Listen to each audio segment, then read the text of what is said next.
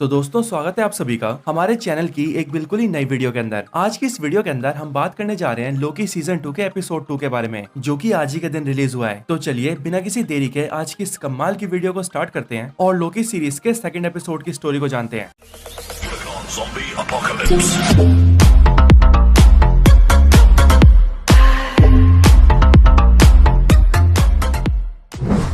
तो इस वीडियो को स्टार्ट करने से पहले मैं आपको बता दूं कि इस एपिसोड की स्टोरी एपिसोड 1 के आगे से स्टार्ट होगी, और इसीलिए अगर आप में से किसी ने अभी तक एपिसोड 1 की स्टोरी को नहीं देखा है तो फिर आप हमारे चैनल में जाकर या फिर इसी वीडियो के डिस्क्रिप्शन में दिए लिंक को यूज करके उसको देख सकते हैं और एपिसोड 1 की पूरी स्टोरी को जान सकते हैं। तो चलिए अब इस कहानी को स्टार्ट करते हैं। तो ये एपिसोड स्टार्ट होता है सेक्रेट टाइमलाइन के लंदन यूके से, जहाँ पर साल होता है साल 1977। यहीं पर हम ये देखते हैं कि लोकी और मोबियस टीवीए के टेम्पर्ड की मदद से यहाँ पर आते हैं, और यहाँ पर आते ही वो दोनों आपस में बातें करते हैं कि उन्हें जल्दी से जल्दी सिल्वी के बारे में पता लगाना होगा और सिल्वी को ढूंढना होगा। असल में लोकी और मोबियस यहाँ पर सिल्वी को ढूंढने इसीलिए आते हैं क्योंकि इसके पिछले एपिसोड के अंदर टीवीए से हंटर X5 को सिल्वी को ढूंढने के लिए भेजा जाता है, और इसीलिए मोबियस और लोकी हंटर X5 के टेम्पर्ड को ट्रैक करते हैं और उसे ट्रैक करते हुए यहाँ पर आते हैं क्योंकि उन्हें ऐसा लगता है कि शायद हंटर X5 को सिल्वी यहीं पर मिली है। लोकी और मोबियस यही सारी बातें करते हुए आगे बढ़ते हैं, बट यहाँ पर लोकी मोबियस से ये भी कहता है कि उसे लगता है कि सिल्वी यहाँ पर नहीं है,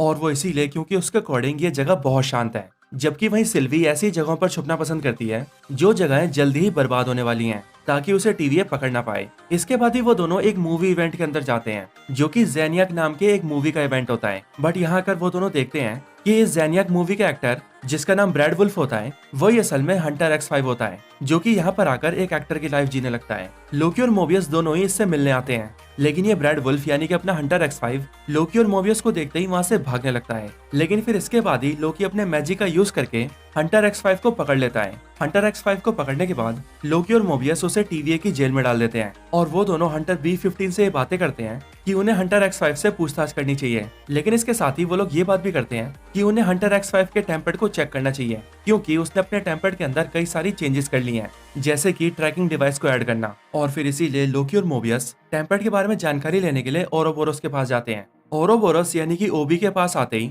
लोकी और मोबियस ये देखते हैं कि ओबी एक बहुत ही कॉम्प्लेक्स सी मशीन तैयार कर रहा होता है, और जब वो दोनों ओबी से पूछते हैं कि वो आखिर क्या कर रहा है, तब ओबी उन दोनों को बताता है कि बहुत सारी नई टाइमलाइंस बनने की वजह से टेम्पोरल लूम के ऊपर बहुत ज्यादा प्रेशर बढ़ गया है, और अगर वो प्रेशर ऐसे ही बढ़ता रहा और नई टाइमलाइंस की ब्रांचेस बनती रहीं तो उसकी वजह से टेम्पोरल लूम ब्लास्ट हो जाएगा और पूरा टीवीए खत्म हो जाएगा। और इसी चीज को रोकने के लिए वो एक ऐसी मशीन बना रहा है जो कि नए ब्रांचेस के प्रेशर को संभाल सके और टेम्पोरल लूम का प्रेशर कम हो सके। इसके बाद ही मोबियस लोकी से कहता है कि ओबी बहुत होशियार है, इसीलिए वो जो कह रहा है वो करके ही रहेगा। इसके बाद मोबियस ओबी से टेम्पर्ड के बारे में पूछता है, जो सुनने के बाद ओबी मोबियस को टीवीए की गाइड बुक देता है और उससे कहता है कि वो अभी बहुत बिजी है, इसीलिए वो भी इस गाइड बुक को ले जाए और उसके अंदर पढ़ के टेम्पर्ड के बारे में सब कुछ जान जाए। ये सुनते ही मोबियस और लोकी टीवीए की गाइड बुक को लेकर बाहर आते हैं और उसे पढ़कर टेम्पर्ड को समझने लगते हैं। इधर दूसरी तरफ हंटर B15 सीधा कैसी के पास जाती है और उससे पूछती है कि तुम रेवोना रेंसलर को ट्रैक कर रहे थे, तो क्या तुम्हें उस बारे में कुछ पता चला?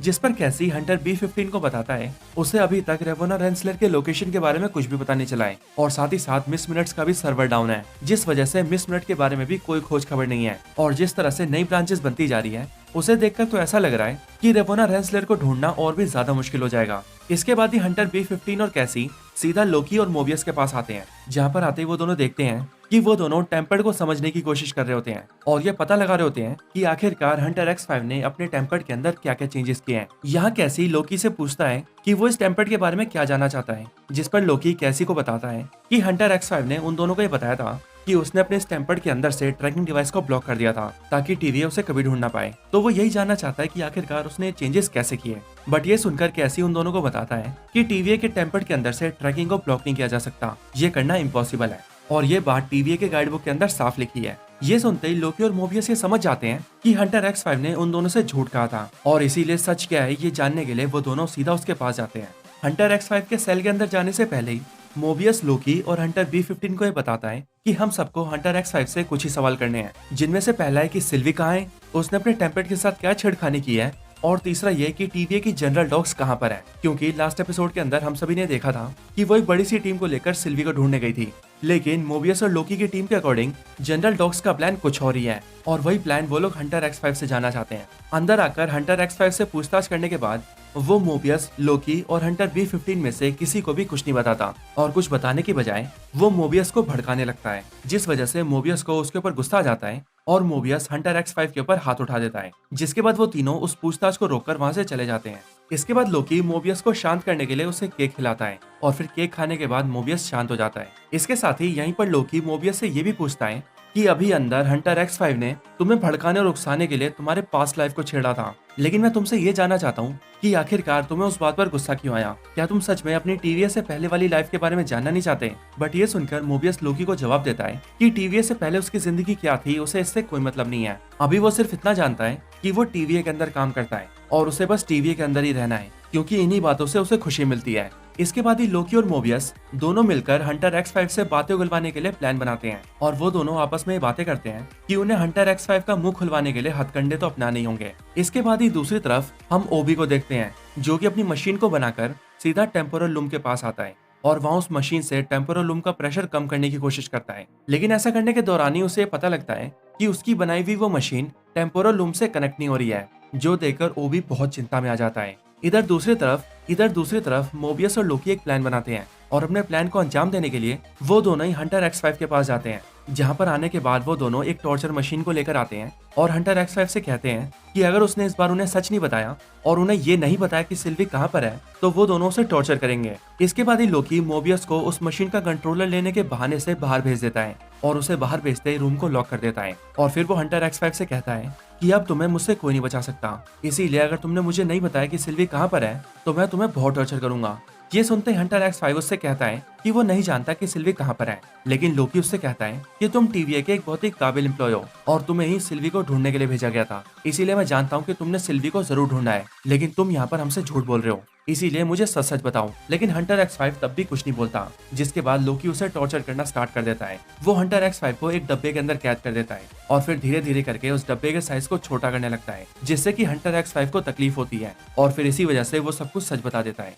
इसके बाद ही लोकी मोबियस को अंदर ले आता है और फिर वो लोकी और मोबियस से कहता है कि जहाँ पर सिल्वी है वो उन दोनों को वहाँ पर ले जाएगा। इधर हंटर B15 और कैसी दोनों जाकर ओबी से मिलते हैं, जहाँ पर वो देखते हैं कि ओबी जोर जोर से चिल्ला रहा होता है, हम सब मरने वाले हैं, हम सब मरने वाले हैं। और फिर जब वो दोनों ओबी से पूछते हैं कि आखिर वो ऐसा क्यों बोल रहा है, तब जाकर ओबी उन दोनों को बताता है कि टेम्पोरल लूम के ब्लास्ट डोर्स खुल नहीं रहे हैं और अगर वो डोर्स खुलेंगे नहीं तो वो अपनी मशीन के जरिए टेम्पोरल लूम के प्रेशर को कम नहीं कर पाएगा। ये सुनते ही हंटर B15 ओबी से पूछती है कि आखिरकार ऐसा क्यों है, अगर ब्लास्ट डोर्स लॉक है तो उन्हें खोला क्यों नहीं जा सकता, जिस पर ओबी उन दोनों को बताता है कि इसके ब्लास्ट डोर्स सिर्फ वही खोल सकता है जिसने इन्हें डिजाइन किया है। जो सुनते ही हंटर B15 कहती है यानी कि ही हु रिमेन्स, उसने इसे डिजाइन किया है तो वही इसे खोल सकता है। बट ये सुनकर वो भी कहता है हाँ तुम बिल्कुल सही हो, वो ही हु रिमेन्स ही है, ही हु रिमेन्स ही इसे खोल सकता है, लेकिन अब वो मर चुका है और मिस मिनट्स के बारे में भी कुछ पता नहीं है, क्योंकि अगर मिस मिनट्स होती तो शायद वो हमारी मदद कर पाती, लेकिन अब हम लोग फंस चुके हैं, इसीलिए हम सब यहाँ मरने वाले हैं। ये सुनकर कैसी ओबी से कहता है